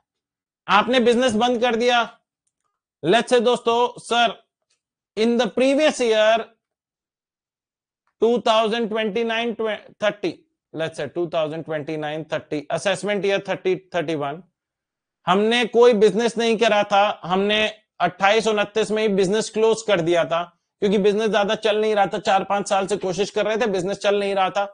तो in the year 2029-30 previous year assessment year 2030-31 हमारी नो पीजीबीपी इनकम, कोई पीजीबीपी इनकम नहीं थी, बिजनेस इनकम नहीं थी।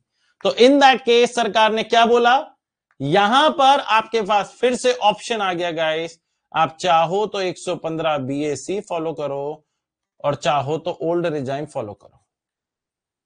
चाहो तो 115 बीएसी फॉलो करो, चाहो तो ओल्ड रिजाइम फॉलो करो। मतलब आप फिर तो सर हम पहली कैटेगरी में आ गए ना, करेक्ट, क्योंकि बिजनेस प्रोफेशन से इनकम नहीं है तो आप पहली कैटेगरी में आ गए। सर व्हाट इफ सर दिमाग में ना लोचा चल रहा है, मैंने कहा बोलो उस लोचे को अभी क्लियर करेंगे। कहते हैं sir in the previous year 2030-31 assessment year 31-32 उसने फिर बिजनेस स्टार्ट कर दिया, न्यू बिजनेस स्टार्टेड। तो क्योंकि अब आप फिर से पीजीबीपी चैप्टर में आ रहे हो तो फिर आप सेकंड कैटेगरी में आ गए, जिसमें एक बार एग्जिट एंट्री ऑलरेडी हो चुकी है। ऐसा नहीं है कि नए बिजनेस के साथ नई एंट्री और नई एग्जिट मिलेगी, no no no no, new business started, mandatory. फिर आपको क्या ऑप्ट करना पड़ेगा, 115 बीएसी। मैंडेटरी आपको क्या ऑप्ट करना पड़ेगा guys, 115 BAC. Everyone clear about it? Every one of you clear about this point? है ना इंटरेस्टिंग पॉइंट गाइस, है ना इंटरेस्टिंग पॉइंट?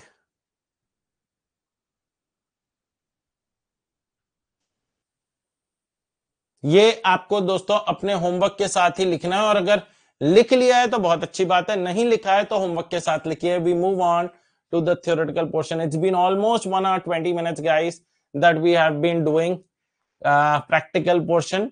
आज इसीलिए मैंने प्रैक्टिकल पोर्शन पहले रखा क्योंकि that was the elephant in the room and now that has been taken care of. तो अब हमें बस छोटा सा एक ये वाला जो आपके स्क्रीन पर आ रहा है उसे करना है, और इन this scenario, in this case, ये वाली चीजें भी आपको लिखनी होंगी। कल आप लोगों ने कुछ पेजेस छोड़े थे ना गाइस, तो वहां पर ये आपको पॉइंट लिखना पड़ेगा, cases where income of the previous year is assessed in the same year.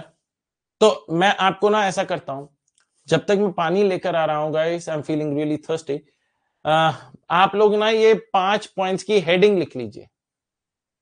एक तो हेडिंग डाल दीजिए, लिख लीजिए ना, let's save time, cases where income of the previous year is assessed in the same year, ये हेडिंग डाल दीजिए। इससे जुड़ा हुआ पहले क्वेश्चन आ चुका है गाइस, एंड उसके बाद ये आपको ये 5 पॉइंट्स लिखने हैं। You will have to write down these 5 points. तो फटाफट फटाफट करेंगे guys, do not take too much time, time ज्यादा नहीं लगाएंगे, मैं 1 मिनट के अंदर आ रहा हूं।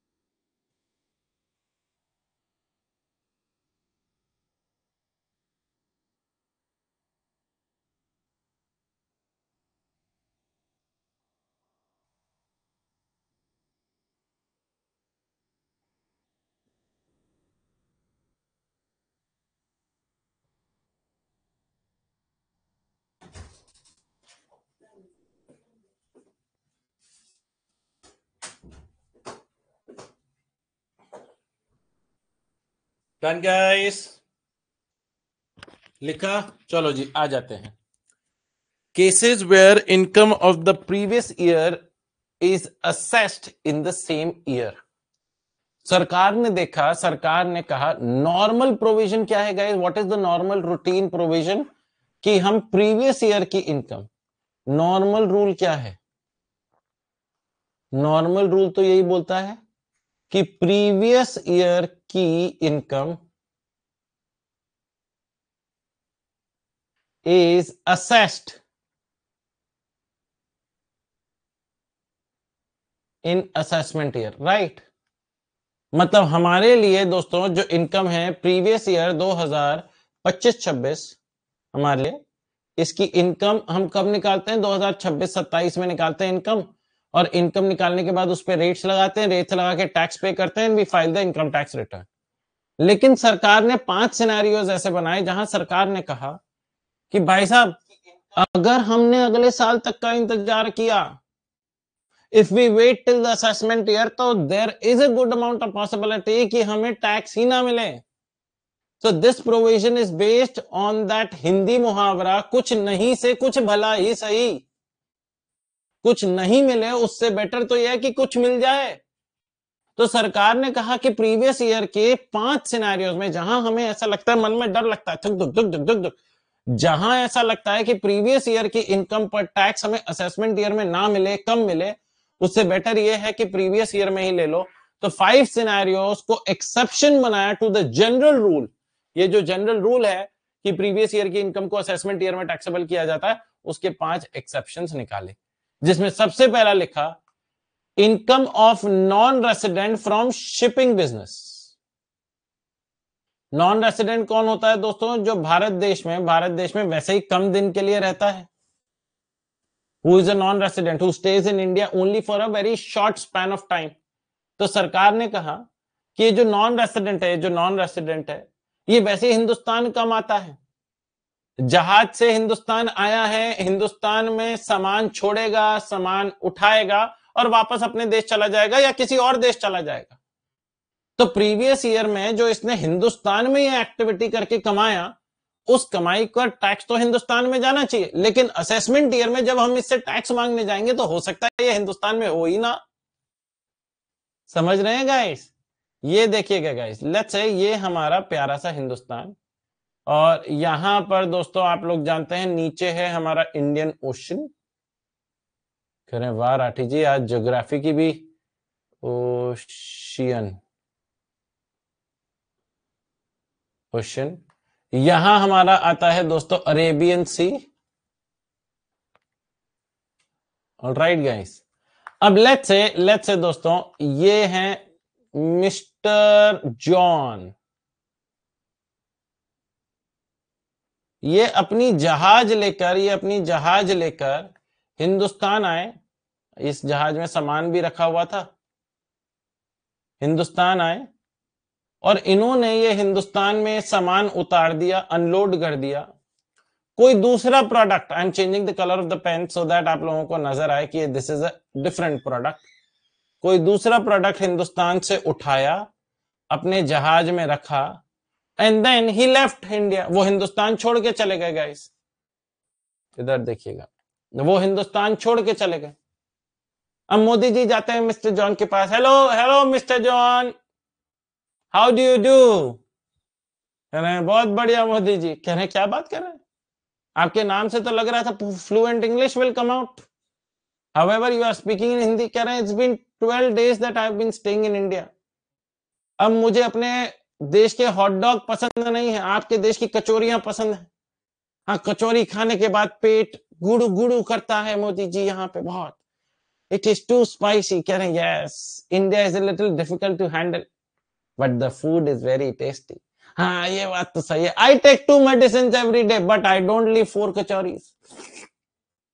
मोदी जी कह रहे हैं यार मेरे भी मुंह में पानी आ गया। कह रहे हैं यस, दिस इज अ हिंदी मुहावरा, मुंह में पानी आना इज लाइक। मोदी जी कह रहे हैं अरे मेरे को हिंदी मत सिखाओ, चलो अब अपने टैक्सेशन की बात करते हैं। मोदी जी कहते हैं कि आप हिंदुस्तान में आए, आपने हिंदुस्तान में काम किया, हिंदुस्तान में सामान चढ़ाया, सामान उतारा, एंड नाउ मुझे खबर मिली है that you are about to leave India. कह रहे हैं यस, एंड इसीलिए मोदी जी मैंने ना 20 कचौरी पैक करा लिया। अरे कचौरी से ऊपर बढ़ो, इधर देखिए, आपने जब हिंदुस्तान में सामान अनलोड लोड किया तो आपको भी तो हिंदुस्तान से भाड़ा मिला होगा, freight.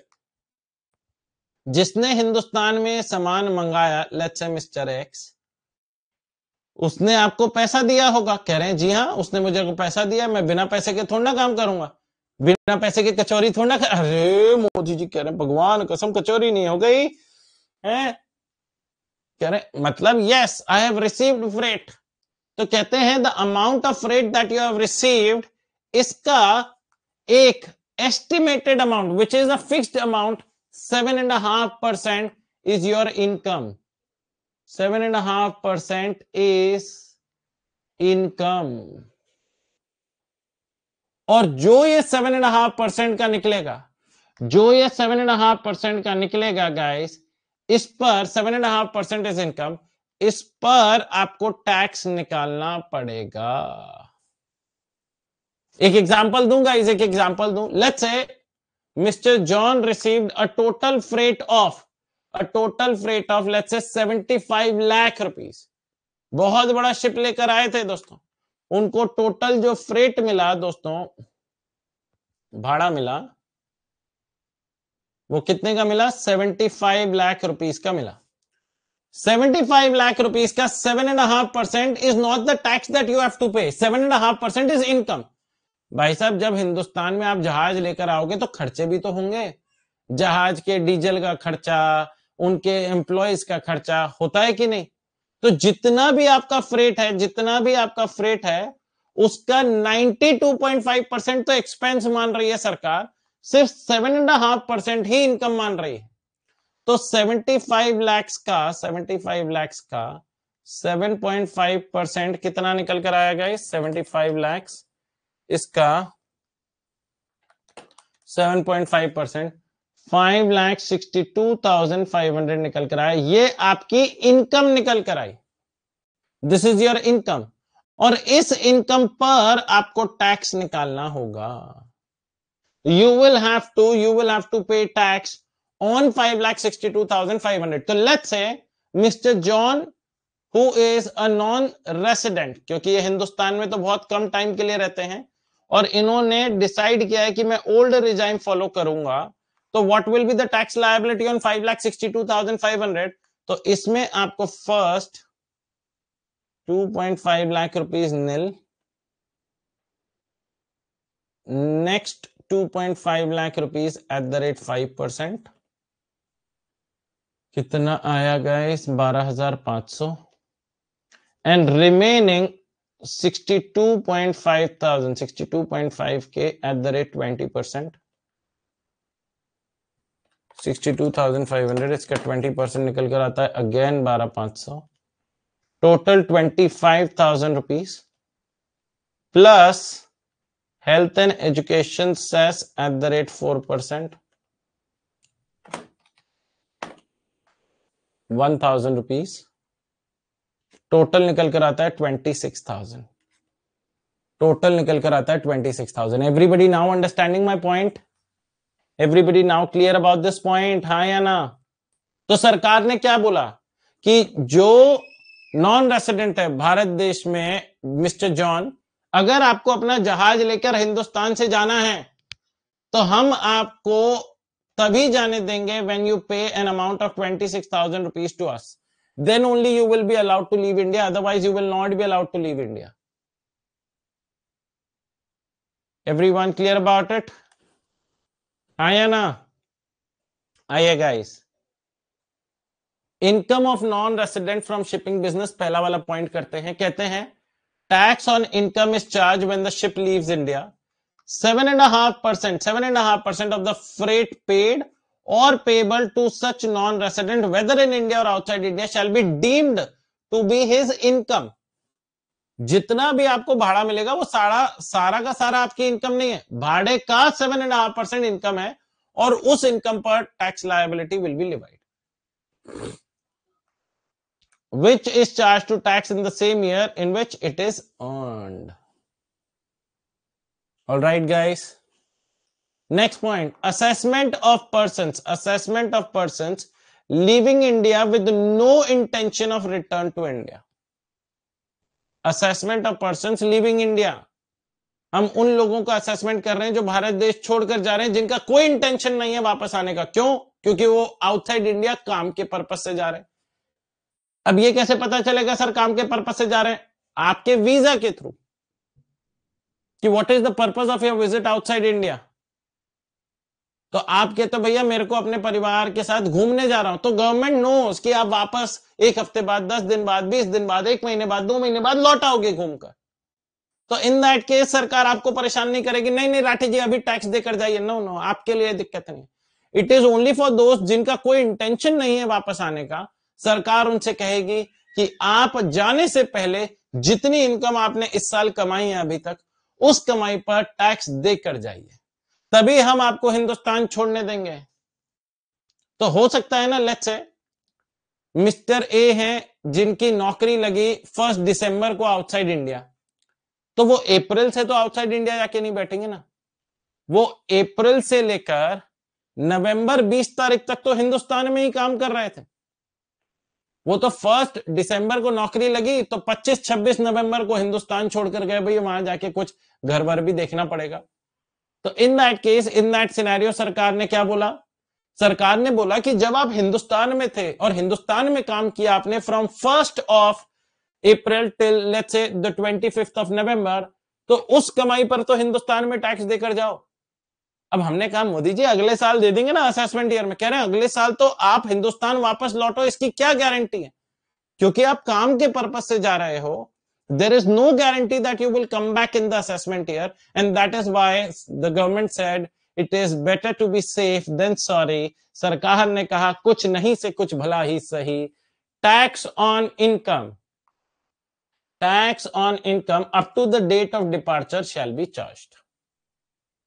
Next, income of bodies formed for short period particular event, जैसे कोई जॉइंट वेंचर बना, पर्टिकुलर इवेंट के लिए बना, 2 महीने, 4 महीने, 5 महीने के लिए, और 5 महीने बाद जितना भी प्रॉफिट जॉइंट वेंचर ने कमाया उसको उसने अपने मेंबर्स के बीच में बांट के खत्म हो गया, डिसॉल्व हो गया।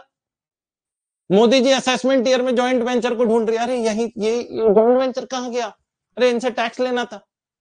तो लोगों ने बताया वो तो निपट गए, 3 लोगों ने मिलकर काम किया था, उन लोगों ने अपना कमाई करी, बांटा, निकट लिए। तो क्योंकि जॉइंट वेंचर से टैक्स लेना था और सरकार वाज ऑफ द ओपिनियन कि भाई साहब इनका, या सरकार is of the opinion because that they are found for a particular period of time, तो सरकार ने कहा असेसमेंट ईयर में इनका एग्जिस्टेंस होना is a matter of concern, is not sure. तो इन दैट सिनेरियो सरकार ने क्या बोला कि भैया अगर कोई बॉडी फॉर्म होती है for short period particular event, तो उस बॉडी पर जब इनकम कमाएंगे डिसॉल्व होने से पहले पहले टैक्स देंगे। Income for the period for which such body was formed shall be charge to tax in the same year in which it is earned. Next, assessment of persons likely to transfer property to avoid tax. ये भी point बड़ा अच्छा है। अगर सरकार को लगता है कि कुछ ट्रांजैक्शंस ऐसे किए गए हैं जहां पर प्रॉपर्टीज को बेचा जा रहा है, कैपिटल एसेट्स को बेचा जा रहा है in order to evade the tax liability, या देयर इज अ पॉसिबिलिटी कि टैक्स लायबिलिटी इवेड हो सकती है, तो सरकार ने कहा कि उन लोगों से हम टैक्स इसी साल ले लेंगे। सर कुछ एग्जांपल दीजिए ना, जैसे आप हमेशा एग्जांपल देते हैं ना, तो एग्जांपल से बेटर क्लैरिटी आती है। ऑफ कोर्स, लेट्स से इसको मैं रिलेट करता हूं with point number 2। Point number 2 में लेट्स से मिस्टर सी थे जो हिंदुस्तान छोड़कर जा रहे थे क्योंकि आउटसाइड इंडिया नौकरी लग गई। ये हिंदुस्तान में हमेशा से, हिंदुस्तान में ही बॉर्न एंड ब्रॉट अप थे। अब ये तो आउटसाइड इंडिया चले गए, तो मोदी जी ने इन्हें पॉइंट नंबर 2 में कवर अप कर लिया because he was going outside India for work purposes. Now the point is कि इनके माता पिता जो हिंदुस्तान में थे, मिस्टर सी ने अपने माता पिता को फोन किया, अरे मम्मी पापा मुझे ना आपके लिए ना बहू पसंद आ गई है और वो यहीं की है, अब मैं सोच रहा हूं शादी कर लें। अब शादी माँ बाप के आशीर्वाद के बगैर तो नहीं होगी, और अब आप लोग भी रिटायर हो गए हैं तो ऐसा करिए ना, हिंदुस्तान से छोड़ के परमानेंटली आ जाइए। अब मम्मी पापा को समझाती है हमेशा ऐसे केस में, देखो बेटा बुला रहा है। कई तो ऐसे नालायक लोग होते हैं जो वहां जाके माँ बाप को भूल जाते हैं, हमारा बच्चा तो हमें बुला रहा है और हमें दूसरे देश में जीने का मौका मिलेगा, हम देखेंगे वहां का रहन सहन क्या है, नई एक जिंदगी शुरुआत करते हैं। पिताजी भी मान गए, कह रहे हाँ यार बच्चा कितना हमारा सुपुत्र बच्चा है, बहुत अच्छा लड़का है। तो उन्होंने कहा ठीक है बेटा हम आ जाते हैं तेरे पास। तो उसने कहा पापा इंडिया में जो जो प्रॉपर्टीज हैं उनको डिस्कार्ड कर दो भैया, उन्हें बेच दो, क्योंकि जब आप यहां आ जाओगे तो इंडिया की प्रॉपर्टी का कौन ध्यान रखेगा। पापा ने कहा बात सही है। अब ये खबर मिल गई उन्हें, इनकम टैक्स डिपार्टमेंट को। मोदी जी पहुंचे अंकल के घर, लास्ट पैकिंग चल रही थी दोस्तों। तो मोदी जी ने कहा लाइए लाइए मैं भी अटैची में मदद कर दूं। तो वो कहते हैं अरे आप ऐसे क्यों कर रहे हैं मोदी जी, आप हमारे देश के प्रधानमंत्री, आइए आप चाय पीजिए पहले। कह रहे क्या हुआ, पैकिंग चल रही है, आप जा रहे हैं बेटे के पास हैं परमानेंटली। कह रहे हाँ जी हाँ जी, और हमने सुना ये घर भी आपने बेच दिया। मोदी जी को तो अंकल ने बताया कि क्या करते हैं मोदी जी इस घर का, ये घर तो अब बेचना ही पड़ता, हम वहां जा रहे हैं परमानेंटली, आपने देखा हमारा वीजा डिपेंडेंट वीजा पर है, हम तो वहीं अब बेटे के साथ ही रहेंगे। उसने बहू भी चुन ली, आपको फोटो दिखाए आइए आइए आपको फोटो दिखाते। पता नहीं इस गोरी लड़की ने हमारे बेटे को कैसे हाँ कर दी, लेकिन हो सकता है बहुत अच्छा बच्चा है हमारा इसलिए कर दी होगी मोदी जी कहते हैं वो सब तो सही है, लेकिन आप जाने से पहले टैक्स देकर जाइएगा। अंकल के हाथ में अटैची थी, बाहरी अटैची वहीं छूट गई, मोदी जी के पैर पे। मोदी जी राम क्या कर रहे हो अंकल, नहीं आपने टैक्स मांगने की बातें करी, कैसे जाते जाते लोग कोई गुलदस्ता देता है, कोई मिठाइयां देता है, कोई आशीर्वाद देता है, आप मांग रहे हैं वो भी tax.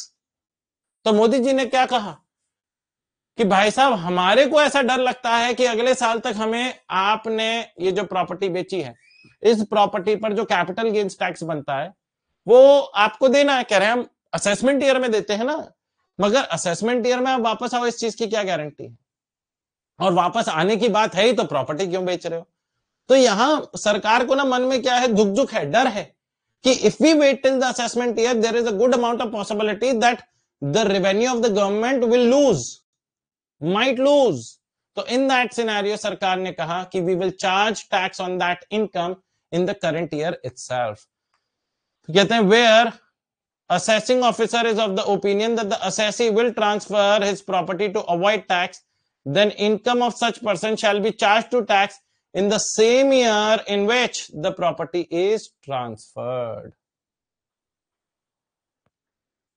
All right, next, income of a discontinued business, the last point guys, last point, income of a discontinued business.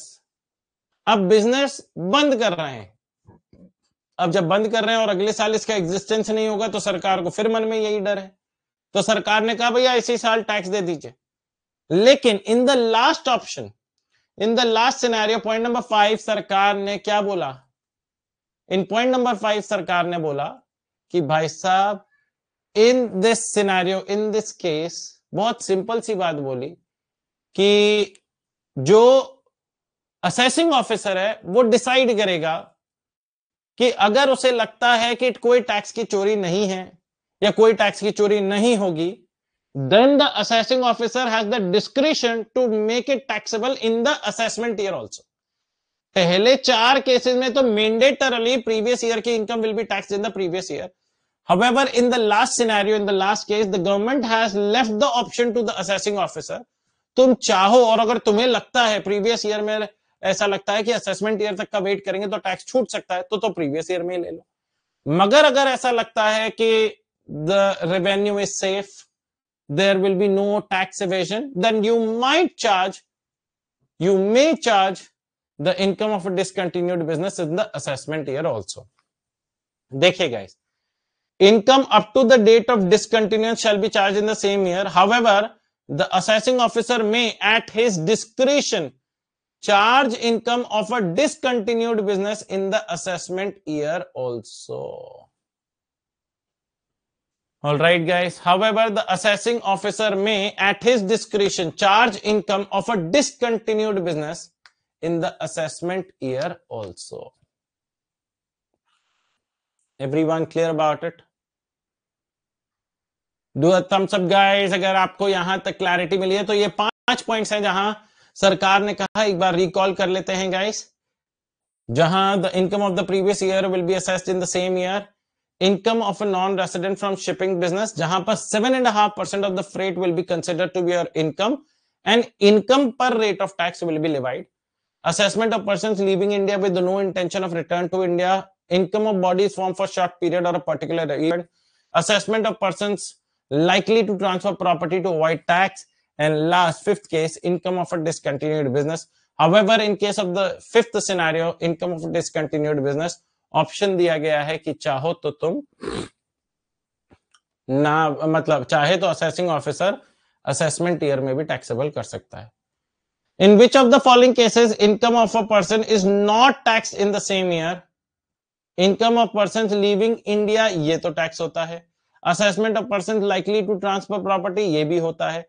Association of person formed for a particular task, ये भी होता है। इनकम ऑफ रेसिडेंट, ये देखो resident from shipping business, तो दोस्तों ये वाला आपका असेसमेंट ईयर में जाएगा, ये वाला असेसमेंट ईयर में जाएगा। क्यों? क्योंकि जो प्रीवियस ईयर वाला था उसमें नॉन रेसिडेंट होना जरूरी था। तो कहते हैं क्वेश्चन में क्या पूछा गया, ध्यान से क्वेश्चन को बड़ा ध्यान से पढ़ा करो। In which of the following cases income of a person is not taxed in the same year, मतलब income of that person will be taxed in the assessment year. All right, guys, and that will be income of resident from shipping business, क्योंकि जो हमारा provision है, जो exception है to the general rule, उसमें non resident है।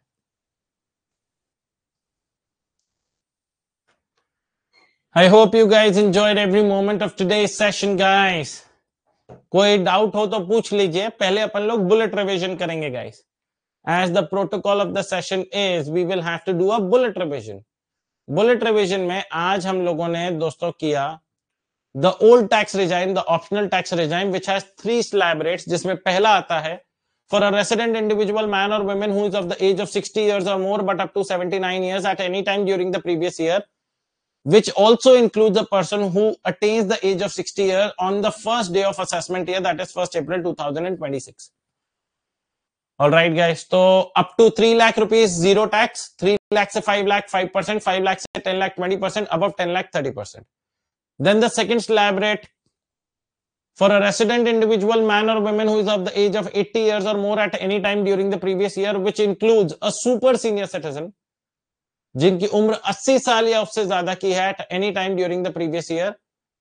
And guys, इसमें दोस्तों same point, if you attain the age of 80 years on 1st April of the assessment year, आपको super senior citizen माना जाएगा। पहले 5 लाख रुपए माफ, 5 से 10 lakh 20%, above 10 lakh 30%। And third वाले सिनेरियो में जो पहले 2 केसेस में नहीं आए वो थर्ड में आ जाएंगे ऑटोमेटिकली।